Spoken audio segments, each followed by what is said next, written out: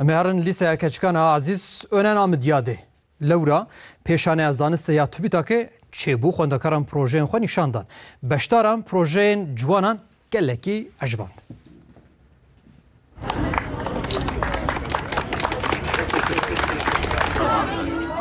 Li Midyata Mêrdînê lîseya keçana Aziz Önem pêşaneya zanisteya TÜBİTAKê hazir kir.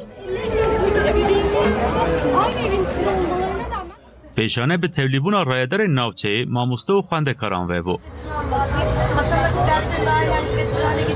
Xwendekarên keçik 20 projeyên xwe yên herî baş nîşan dan.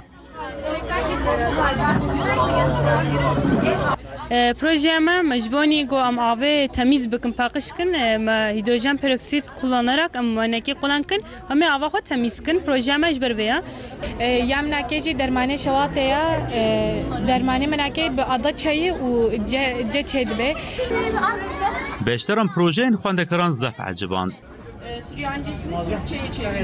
Ev projeye xwe sergiremişkin yibonî got ev öğrenciye dî çawakin çaviya balbê li gor ew hunerê xwe pêşkin û ji weliyê xwe re ev dercîvekirina ew ji tên mêzên bê zarokiya çilo çêkirine çawakirina çilo pêşketina.